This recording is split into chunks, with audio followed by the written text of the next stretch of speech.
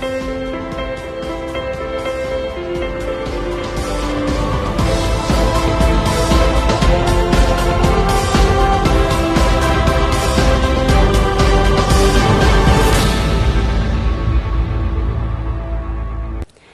morning, ladies and gentlemen. Today, I will give you a lecture about acupuncture and moxibustion. The topic is meridians and collaterals. First of all, do you mind if I ask you a question? Have you heard of traditional Chinese medicine?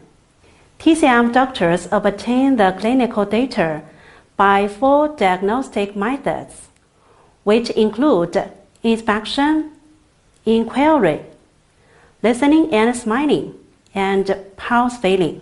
The picture showed us that a TCM doctor is feeling the pulse for a patient. It is a picture of normal tongue with light red body and thin white coating. On the basis of appropriate diagnosis, TCM doctor will apply herbs and other techniques to treat diseases, such as the herbs in this picture. Chinese yam, which have the effect of invigorating spleen and stomach, nourishing lung yin to stop coughing, reduce the blood sugar, and prevent obesity. Chinese date can nourish qi and blood, tranquilize the mind. Acupuncture, a type of therapy that stimulates certain locations or points of the body by manipulating needles or other similar instruments.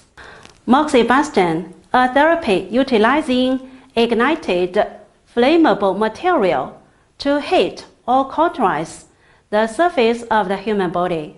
Cupping, also referred to a therapy in which a jar is attached to the skin surface using negative pressure created by introducing a flame into the cup or some other means of suction so as to form a localized congestion or blood stagnation to prevent or treat diseases.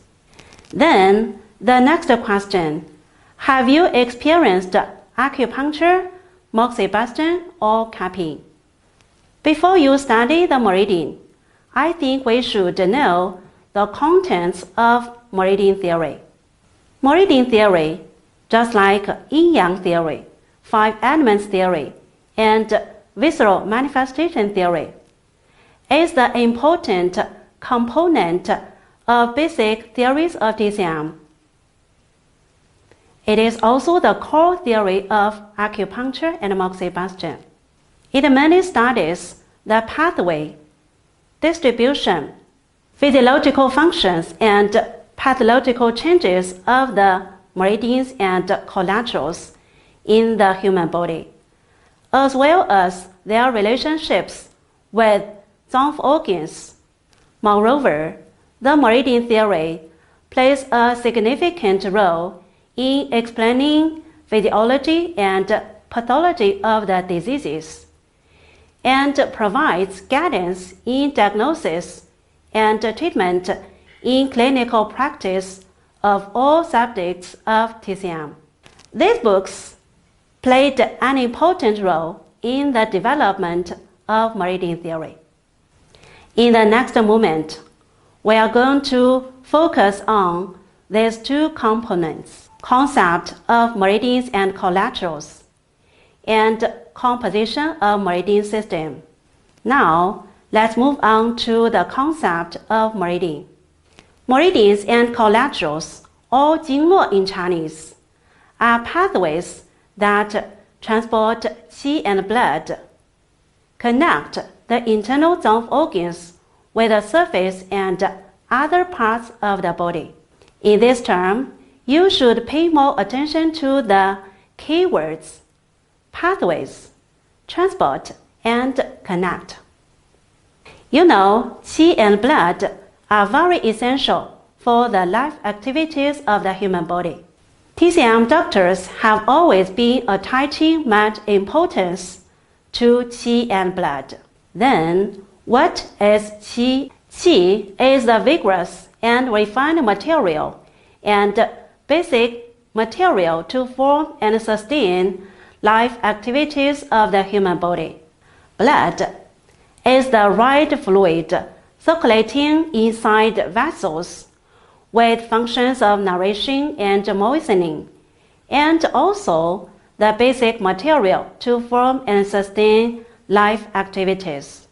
Now, I'd like to introduce meridians and collaterals for you. Meridians mean go through or path. They are strong and large. They run longitudinally and interiorly within the body. If we look at the meridian system as a big tree, meridians just like the trunk of the big tree. Collaterals mean something that connects, or a knot. They are the branches of the meridians, small and thin. They run transversely and superficially, and crisscross and knit the whole body. Collaterals are the branches of this tree. There are two pictures of path and knot. Now, we will learn the composition of the meridian system. Two main parts of meridian system include meridians and collaterals. Meridians can be subdivided into 12 regular meridians, 8 extra meridians, and 12 divergent meridians. In addition, the affiliated parts, 12 muscular regions and 12 cutaneous regions. As stated in the classic book, Huangdi's Internal Classic, the 12 regular meridians belong to the zang organs internally and connect to the extremities and joints externally. In this way, they enable the human body to be an organic whole. The 8 extra meridians are the 8 meridians with particular distribution and functions in regulating the 12 regular meridians. The 12 divergent meridians are branches that travel internally in the chest, the abdomen, and the head. Collaterals mainly include 15 main collaterals, superficial collaterals, and tertiary collaterals. The 15 main collaterals are branches running externally in the limbs and the anterior, posterior, and lateral side of the trunk. The collaterals which travel on the superficial surface of the body are called superficial collaterals. And tertiary collaterals refer to the minute collaterals. To sum up, in today's class, we learned that what meridians and collaterals are and what the meridian system includes. Okay, that's all for today. Thank you for listening.